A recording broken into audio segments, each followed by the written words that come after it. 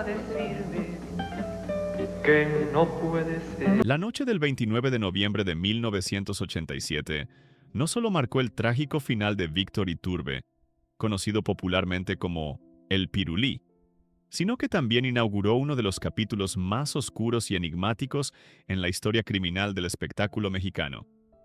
A primera vista, el incidente podría haberse confundido con un asalto violento, un síntoma de la creciente inseguridad que comenzaba a gestarse en el país. Sin embargo, al retirar las capas superficiales y analizar con lupa forense la mecánica del evento, las contradicciones policiales y el perfil de los involucrados, emerge una realidad mucho más siniestra. No estamos ante un crimen común, sino ante una ejecución orquestada con precisión quirúrgica, protegida por un manto de impunidad que solo el poder absoluto puede tejer. Para comprender quién mató realmente al Frank Sinatra mexicano, es imperativo diseccionar no solo la escena del crimen, sino las dinámicas de poder, pasión y corrupción que regían al México de finales de los 80. El primer acto de esta tragedia se desarrolla en la intimidad del hogar, un espacio que debería haber sido inviolable. La secuencia de eventos que llevó a Iturbe a su muerte revela una traición nacida de la confianza. Aquella noche, el cantante se encontraba en un estado de total vulnerabilidad doméstica, descansando en su residencia de las Arboledas, vestido únicamente con una bata de baño, disfrutando de la televisión en compañía de su familia. La pregunta crucial, aquella que sirve como llave maestra para entender la dinámica del crimen, gira en torno a la comunicación que lo sacó de ese refugio. ¿Quién realizó esa llamada telefónica o tocó el timbre con la autoridad suficiente para hacerlo levantar? El comportamiento de la víctima es el indicio más revelador. Víctor Iturbe no activó protocolo de seguridad alguno, no llamó a su personal, no tomó un arma, ni siquiera se cambió de ropa. Salió a abrir la puerta personalmente, un gesto que denota una familiaridad y una confianza absolutas hacia la persona que aguardaba al otro lado del umbral. Esta teoría se ve reforzada por un detalle escalofriante que a menudo pasa desapercibido en los reportes superficiales: el silencio de los perros. Iturbe poseía canes guardianes, entrenados para reaccionar con ferocidad ante la presencia de extraños. Sin embargo, esa noche, los perros no ladraron. Este silencio canino no es una coincidencia. Ahí es la confirmación auditiva de que el visitante no era un intruso, sino alguien conocido, un amigo de la casa, o un emisario en quien la víctima confiaba ciegamente. El umbral de su puerta se convirtió así en una trampa perfecta, y la llamada o el timbre no fueron una solicitud de entrada, sino la señal que confirmó la ubicación del objetivo, atrayéndolo desde la seguridad del interior hacia la zona de muerte sin alertar a su esposa e hijos. Una vez que la víctima estuvo expuesta, la ejecución reveló la verdadera motivación detrás del gatillo, despejando las dudas sobre el móvil. Aquí nos enfrentamos a la pregunta del millón, que ha obsesionado a investigadores y periodistas durante décadas. ¿Fue la orden de un capo del narcotráfico o la venganza de un amante despechado? Es imperativo contextualizar el momento histórico. A finales de los años 80, México comenzaba a ver el ascenso brutal de los cárteles de la droga. Iturbe, con su estilo de vida opulento y sus complejas deudas inmobiliarias, podría parecer un blanco fácil para una vendetta financiera. Sin embargo, el modus operandi no encaja con la firma del crimen organizado de aquella época. Los narcos solían, y suelen, preferir mensajes públicos, secuestros prolongados para extorsionar, o el uso de armamento de guerra en la vía pública para demostrar fuerza territorial. Por el contrario, el asesinato de El Pirulí fue íntimo, directo y cargado de una furia personal. El uso de una pistola calibre 9 milímetros y la descarga de 6 disparos a quemarropa, prácticamente a contacto, narran una historia de odio visceral. No fue un trabajo limpio, destinado simplemente a eliminar a un deudor moroso. Y fue un acto de destrucción emocional. Esta hazaña apunta poderosamente hacia la hipótesis del crimen pasional, la teoría más sólida sostenida por la inteligencia de la época off the record. Los rumores persistentes sugieren que Víctor pudo haber mantenido una relación sentimental con la esposa de una figura intocable, posiblemente un banquero de alto nivel o un político con nexos en las alcantarillas del poder. En este escenario, el asesino intelectual no buscaba recuperar dinero, un recurso que probablemente le sobraba, sino lavar una afrenta a su honor y virilidad. Los tres sicarios que jalaron el gatillo eran meros instrumentos. La verdadera bala fue disparada por los celos y el orgullo herido de un hombre poderoso que se sintió humillado. Al explorar el círculo íntimo y financiero del cantante, las otras hipótesis se desmoronan por su propia falta de lógica. Si bien es cierto que Iturbe murió ahogado en deudas, poseyendo vastas propiedades pero careciendo de liquidez, el asesinato no beneficiaba económicamente a sus acreedores. Sus socios comerciales y promotores sabían que Víctor era la gallina de los huevos de oro. Matarlo en la cúspide de su carrera era un suicidio financiero para cualquiera que dependiera de sus ingresos futuros. De igual manera, la familia queda exonerada por la brutalidad del trauma. Su esposa, Irma, fue quien descubrió el cuerpo y su devastación fue palpable y genuina. Por lo tanto, el dinero parece haber sido un telón de fondo, una complicación en su vida, pero no el detonante de su muerte. La deuda financiera se puede renegociar. La deuda de honor, en la mente de un psicópata con poder, solo se paga con sangre. Sin embargo, lo que verdaderamente eleva este caso de un homicidio a una conspiración de Estado es lo que sucedió inmediatamente después de los disparos. La actuación de las autoridades en las primeras horas es el indicio más flagrante de una intervención externa destinada a sabotear la justicia. Cuando la policía del Estado de México llegó a la escena, el caos reinaba, pero su deber era imponer orden. En lugar de eso, facilitaron la contaminación del lugar. La escena del crimen, que debería haber sido sagrada para la recolección de pruebas, se convirtió en un desfile de personas que entraban y salían, borrando huellas y alterando la posición de los objetos. Las omisiones fueron tan graves que es difícil atribuirlas a la simple incompetencia, incluso considerando las deficiencias policiales de la época. Que desaparecieron casquillos percutidos, piezas fundamentales para la balística. No se realizaron levantamientos profesionales de huellas dactilares en el portón metálico, el punto de contacto más obvio de los asesinos. Y, lo más sospechoso de todo, se permitió una ventana de tiempo inexplicable antes de interrogar a los guardias de seguridad del fraccionamiento privado, dando tiempo suficiente para que cualquier coartada fuera construida o para que los autores materiales se esfumaran. Estas acciones sistemáticas de negligencia sugieren una directriz superior, la orden de ensuciar el caso. Al destruir la cadena de custodia y las pruebas físicas, la policía se aseguró de que, incluso si se encontrara a un sospechoso, nunca hubiera evidencia suficiente para condenarlo. No fue una operación de limpieza diseñada para proteger al autor intelectual. Finalmente, todas las líneas de investigación, tanto las oficiales como las periodísticas, convergen en la existencia de una mano negra.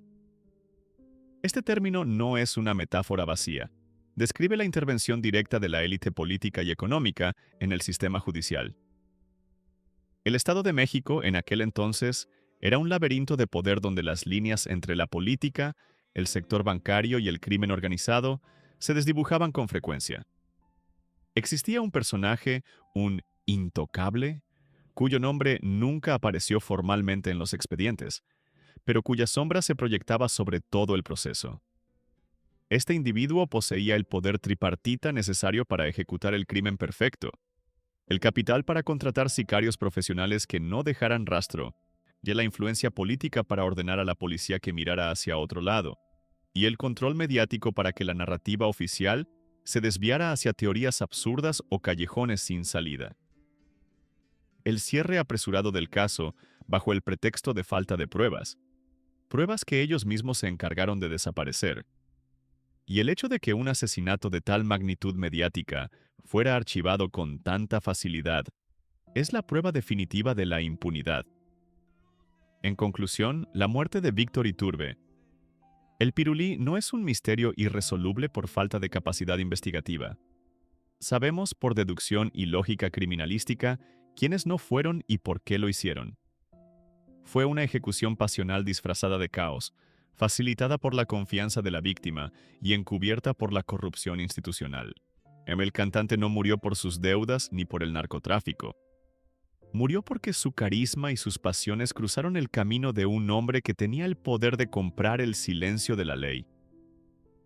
El expediente de El Pirulí permanece cerrado, no porque se desconozca la verdad, sino porque la verdad era demasiado peligrosa para ser contada. Así, su muerte queda como un monumento sombrío a una época en la que la justicia en México estaba al servicio del mejor postor, y donde una mano negra podía apagar la voz más brillante del país y salir impune, dejando tras de sí solo el eco de unos perros que nunca ladraron. La noche del 29 de noviembre de 1987 no solo apagó una de las voces más románticas de México, sino que inauguró un misterio que ha resistido el paso de las décadas, envuelto en una bruma de incompetencia policial y secretos de alcoba. Para comprender la magnitud de la tragedia de Víctor Iturbe El Pirulí, es necesario diseccionar los segundos fatales en el umbral de su puerta, la balística del odio y la transformación de un hogar de ensueño en un mausoleo de terror. Todo comenzó con una calma engañosa. Aquel domingo por la noche, Víctor Iturbe se encontraba en el refugio de su sala de estar, vestido con la informalidad de quien se siente seguro. Un pijama y una bata de baño, disfrutando de un programa de comedia en la televisión. Sin embargo, la seguridad de su mansión en Atizapán de Zaragoza era una ilusión. Cuando el timbre sonó, rompiendo la monotonía de la lluvia ligera, se desencadenó una secuencia de eventos que grita traición. El detalle más escalofriante de esa noche no fue el estruendo de los disparos, sino el silencio previo de sus perros guardianes. A los pastores alemanes de la familia, conocidos por su ferocidad ante los extraños, no ladraron o lo hicieron con un tono de reconocimiento. Este hecho biológico confirma la hipótesis más dolorosa. Quien estaba al otro lado de la puerta no era un intruso, sino alguien a quien los animales, y por ende Víctor, conocían y aceptaban. La interacción en la puerta fue devastadoramente breve. No hubo gritos, ni forcejeos, ni el intercambio acalorado de palabras que precede a una riña. Según los peritajes y el testimonio auditivo de su familia, que se encontraba resguardada en las habitaciones, la escena careció de diálogo. Víctor abrió la pesada puerta de madera, esperando encontrar a un amigo o un socio, pero lo que encontró fue la boca oscura de una pistola. Ese instante de silencio, y en esa fracción de segundo donde la sonrisa de bienvenida se transformó en el rictus de la muerte, es quizás el momento más cruel de la historia. No se le dio la oportunidad de negociar, de suplicar por su vida o de ofrecer dinero. Fue una ejecución fría, calculada para no dejar margen al error ni a la piedad. La balística cuenta su propia historia, una que oscila entre el profesionalismo del crimen organizado y la furia visceral de un crimen pasional.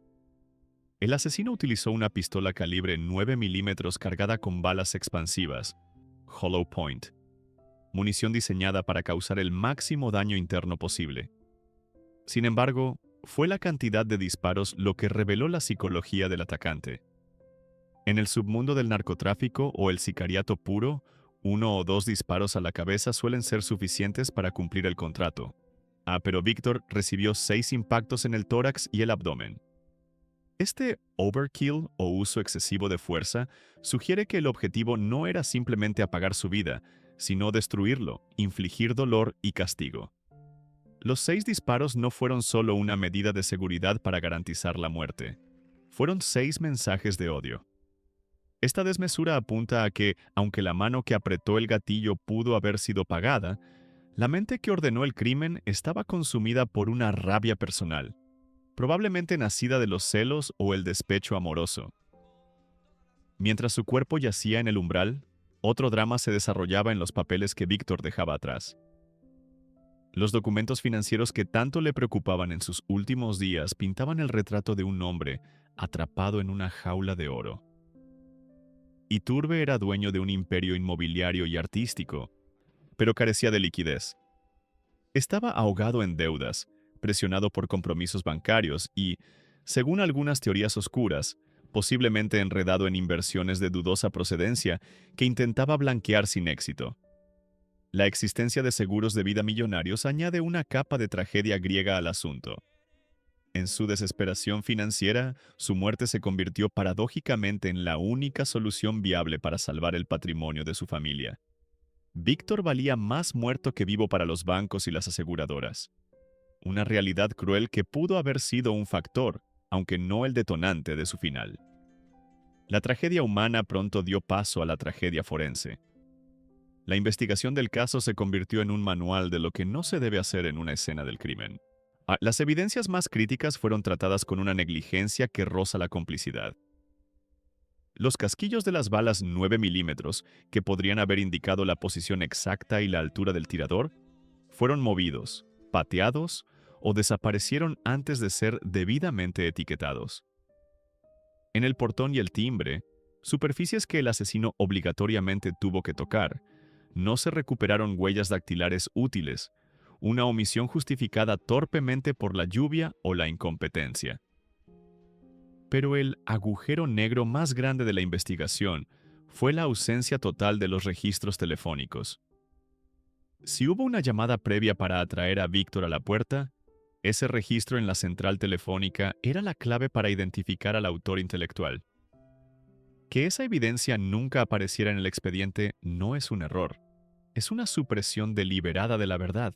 No, finalmente, el legado de esa noche se impregnó en las paredes mismas de la residencia. La lujosa casa de Atizapán de Zaragoza dejó de ser el palacio del bolero para convertirse en la mansión maldita. La sangre derramada en la entrada pareció marcar el destino del inmueble. Para la familia, vivir allí se volvió insoportable. Cada rincón recordaba la ausencia del padre y el terror de aquella noche.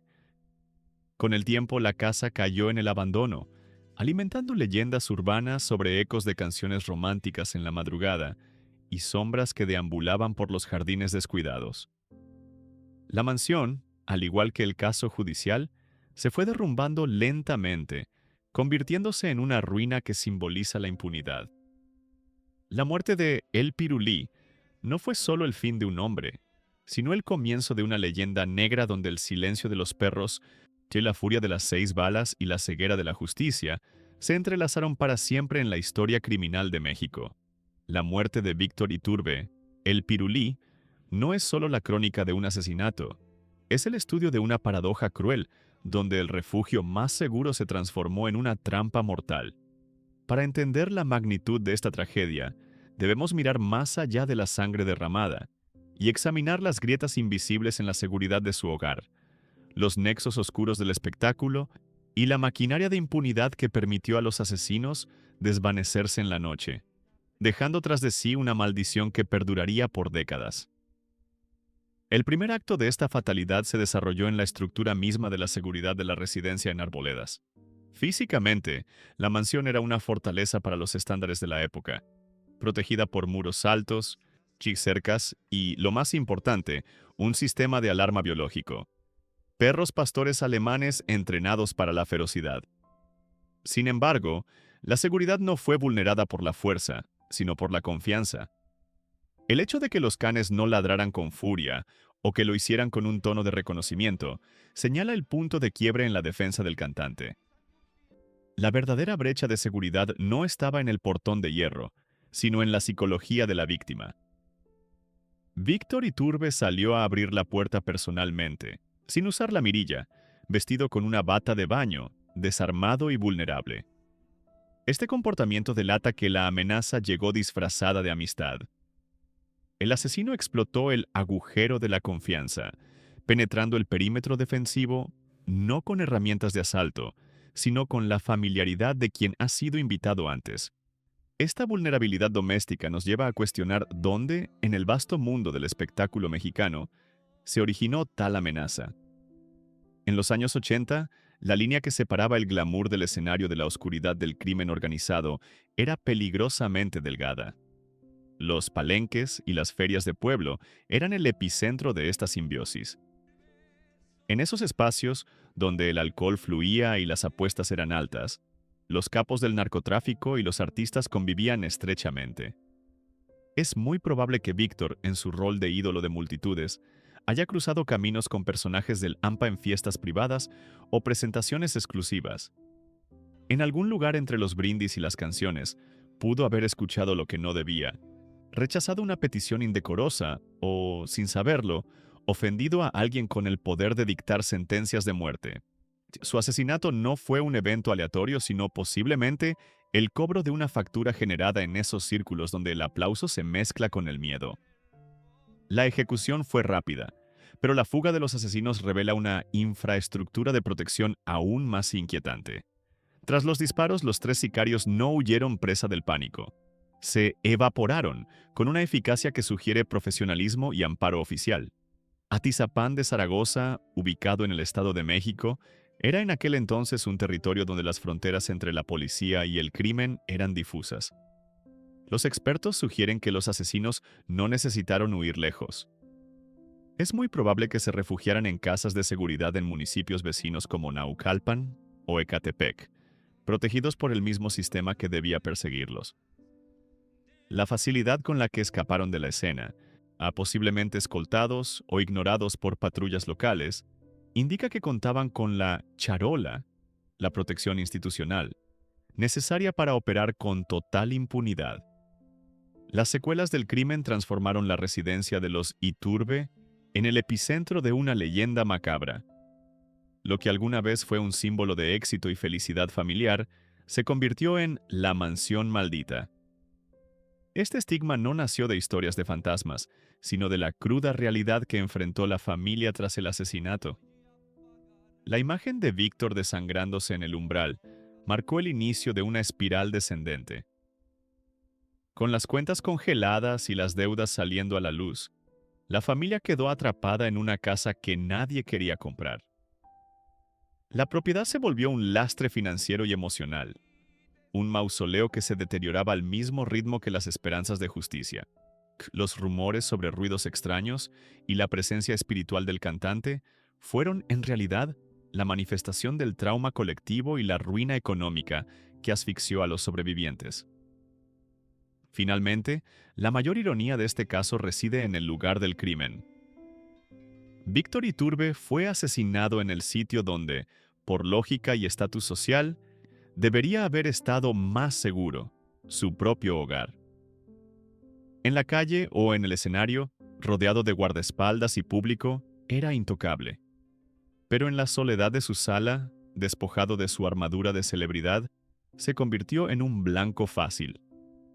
Los asesinos eligieron el momento exacto en que el ídolo bajó la guardia, convirtiendo su santuario personal en una zona de ejecución. Así, la muerte de El Pirulí permanece como una herida abierta en la memoria de México, un recordatorio de que, en un sistema corrupto, ni la fama, ni los muros altos, ni la confianza son suficientes para detener a una mano negra decidida a matar. La historia del asesinato de Víctor Iturbe El Pirulí no es solo un relato sobre quién apretó el gatillo, sino una tragedia definida por el cuándo.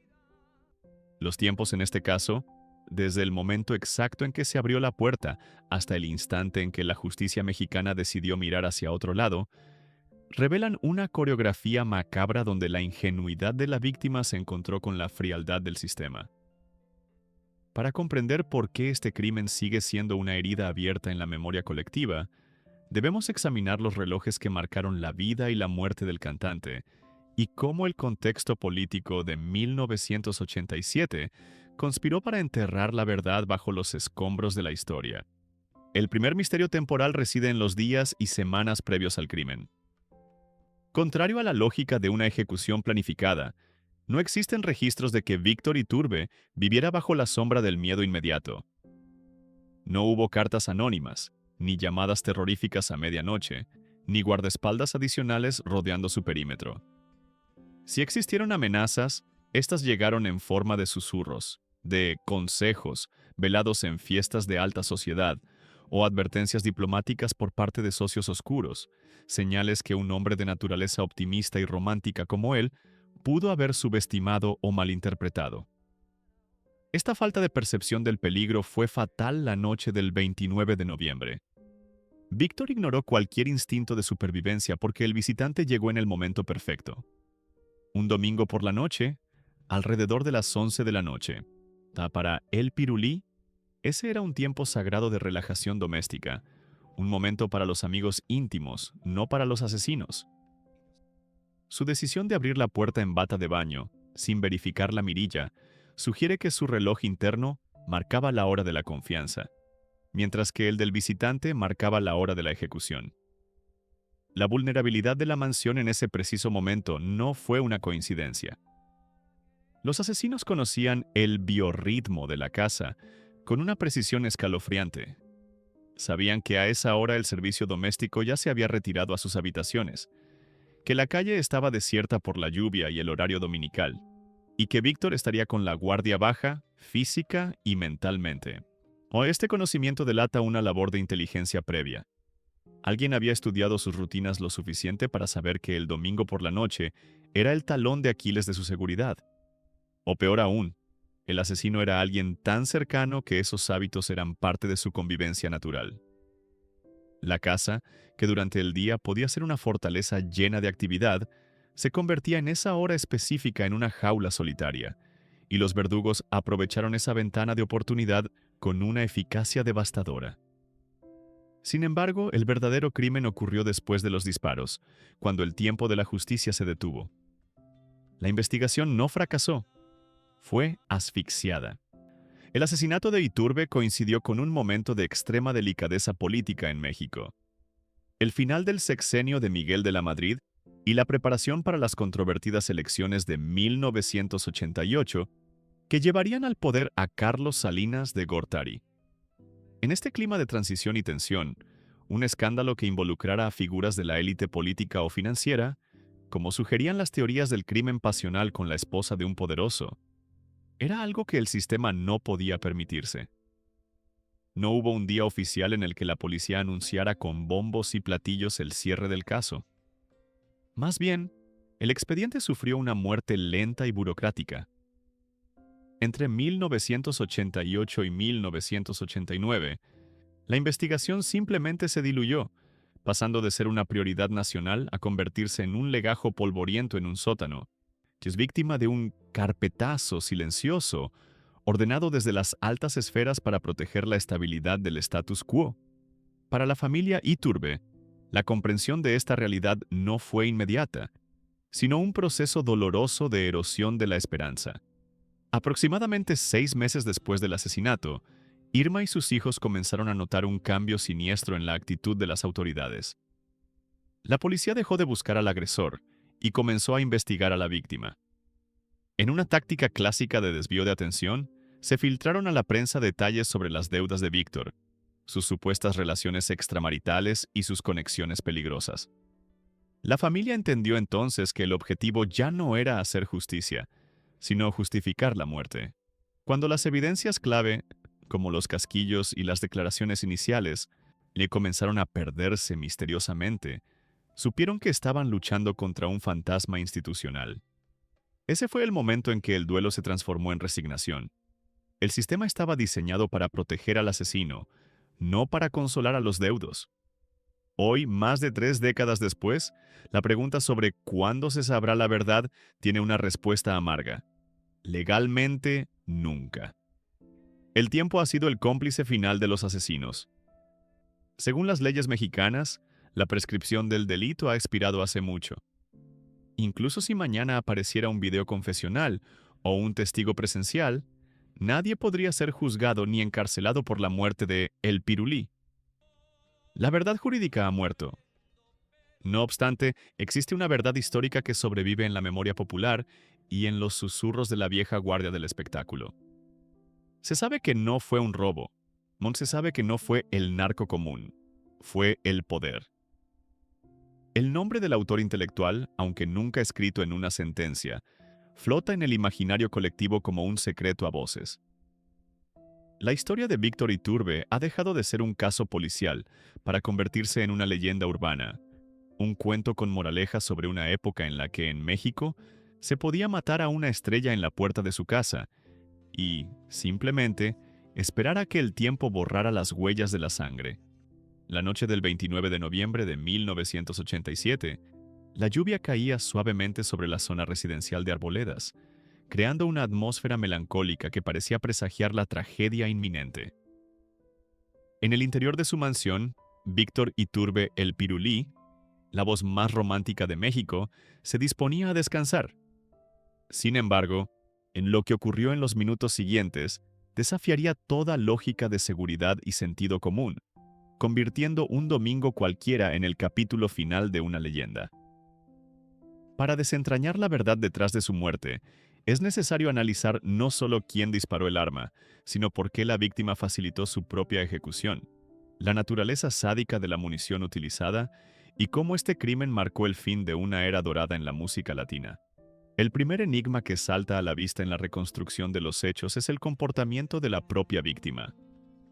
Es inconcebible, bajo los estándares de seguridad de una celebridad de su talla, que Víctor Iturbe decidiera abrir la puerta personalmente aquella noche. No llamó a su personal de servicio, no despertó a su familia y no verificó la mirilla. Este acto, aparentemente banal, aquí es la clave psicológica del crimen. La mansión estaba custodiada por perros pastores alemanes, animales entrenados para reaccionar con ferocidad ante los extraños. El hecho de que los canes permanecieran en silencio o ladraran con un tono de bienvenida indica inequívocamente que quien aguardaba bajo la lluvia era una figura familiar, alguien que frecuentaba la casa y poseía la confianza del cantante. Iturbe, vestido con una bata de baño y en la comodidad de su sala, bajó la guardia porque su instinto le decía que estaba en una zona segura. Esta confianza letal sugiere que Víctor no esperaba a un asesino, sino a un amigo, un socio o, como sugieren las teorías más oscuras, a una amante en una cita clandestina. Su error no fue la falta de seguridad física, sino la traición de la intimidad. Una vez franqueada la entrada, la escena se tornó en un escenario de horror calculado. La elección de la munición revela que el objetivo iba mucho más allá de una simple eliminación física. Los peritos forenses confirmaron el uso de balas expansivas, conocidas técnicamente como hollow point o coloquialmente como dum dum. Este tipo de proyectil es devastador. Al impactar contra el tejido blando se abre como una flor metálica, desgarrando órganos, maximizando el sangrado y provocando un shock traumático inmediato. Un sicario que solo busca cumplir un contrato por dinero suele optar por la eficiencia. Un disparo limpio a la cabeza. Sin embargo, Víctor recibió 6 impactos en el tórax y el abdomen con esta munición destructiva. Esta hazaña balística narra una historia de odio profundo. El asesino o quien le pagó no solo quería ver muerto a El Pirulí, y él quería que sufriera, quería destruir su cuerpo físico como castigo. La brutalidad del ataque transforma la hipótesis de un ajuste de cuentas profesional en la certeza de un crimen pasional, donde el dolor infligido es proporcional a la ofensa percibida. La escena del crimen, paradójicamente limpia de robo, refuerza esta teoría. En un México donde el asalto a mano armada era y es una constante, el hecho de que los asesinos ignoraran por completo los objetos de valor es un mensaje en sí mismo. El reloj Rolex de oro en la muñeca de la víctima, su billetera y los objetos de arte en la entrada permanecieron intactos. Los intrusos cruzaron el umbral con un solo propósito: la vida del cantante. Al descartar el lucro como móvil, la investigación se vio obligada a mirar hacia los rincones oscuros de la vida personal de Víctor. Y o si no querían su dinero, querían su existencia. Esto cimentó la convicción de que se trataba de una ejecución por encargo, una limpieza motivada por razones que el dinero no puede arreglar, como el honor herido o los celos desmedidos. Aquí es donde la figura de la femme fatale cobra fuerza y se convierte en la explicación más plausible y persistente en la memoria colectiva. La teoría de que Víctor Iturbe mantenía una relación sentimental con la esposa de un hombre poderoso, ya sea un capo del narcotráfico o un político con nexos criminales, encaja perfectamente con todas las piezas del rompecabezas. Víctor era un conocido don Juan, un hombre cuyo carisma y voz seducían a multitudes y cuya vida privada era tan apasionada como sus boleros. En los códigos del hampa y del machismo de poder, o la infidelidad con la mujer del patrón se paga con sangre. Un marido ofendido de tal calibre tendría los recursos para contratar asesinos profesionales que usaran munición de guerra, la influencia para silenciar a la policía y el motivo para ordenar una muerte tan dolorosa y ejemplar. El uso de 6 balas expansivas no fue solo un asesinato. Fue un acto de posesión y venganza, una forma de borrar al rival que había osado tocar lo que no era suyo. Finalmente, la muerte de Víctor Iturbe tuvo un impacto que trascendió la nota roja policial. Fue un cataclismo cultural. Se dijo entonces que los disparos silenciaron al bolero, y la frase no es una hipérbole. Iturbe no era solo un cantante, era el último gran caballero de la canción romántica, el puente entre la época de oro y la modernidad. Su estilo, que mezclaba la elegancia del crooner con la pasión latina, era único. Su asesinato fue un golpe devastador para la psique nacional. El público mexicano se vio forzado a confrontar una realidad brutal. Si alguien que cantaba al amor y a la belleza podía ser masacrado en su propia casa, nadie estaba a salvo. Con su partida, la industria del entretenimiento nocturno, los grandes cabarets y la bohemia de alto nivel entraron en un declive irreversible. Nadie pudo llenar sus zapatos, y el bolero como género masivo comenzó a desvanecerse, quedando huérfano de su máximo intérprete. Así, la tragedia de El Pirulí no solo dejó una familia destrozada y un crimen impune, sino que sumió a la música mexicana en un luto del que nunca se recuperó del todo, dejando un silencio ensordecedor donde antes habitaba la melodía. A la ejecución de Víctor Iturbe, El Pirulí no terminó cuando el eco del sexto disparo se desvaneció en la noche lluviosa de Arboledas. En realidad, ese fue solo el comienzo de una segunda victimización, más larga y cruel, orquestada por un sistema diseñado para proteger a los culpables y destruir a los sobrevivientes. Para comprender la totalidad de este crimen, debemos mirar más allá del cadáver en el umbral y analizar cómo 3 asesinos se volvieron fantasmas, cómo la prensa convirtió la sangre en tinta amarilla y cómo una familia quedó atrapada en una mansión que pasó de ser un hogar a una prisión de recuerdos. El primer acto de magia negra, en este caso, fue la desaparición de los autores materiales. La zona residencial de las Arboledas era, en teoría, un bastión de seguridad y un enclave exclusivo con accesos controlados y vigilancia privada. La pregunta de cómo 3 sicarios pudieron entrar, matar y salir sin dejar rastro de neumáticos ni registros en las bitácoras de seguridad tiene una respuesta inquietante. No fue sigilo, fue complicidad. La teoría más sólida apunta a que el vehículo de fuga no era un automóvil cualquiera, sino una unidad con insignias oficiales o escoltada por la propia policía. En el México de finales de los 80, la línea entre las fuerzas del orden y el crimen organizado era inexistente. Las placas de policía servían a menudo como salvoconductos para el AMPA. Los guardias de seguridad del fraccionamiento, enfrentados a la autoridad de una patrulla o intimidados por el poder de fuego de los ocupantes, optaron por la ceguera voluntaria, o la ausencia de registros en la caseta de vigilancia. No fue un descuido administrativo, sino un silencio comprado o impuesto por el miedo, permitiendo que los asesinos se diluyeran en la noche bajo el manto protector del Estado. Inmediatamente después se activó una maquinaria mediática implacable destinada a enturbiar las aguas.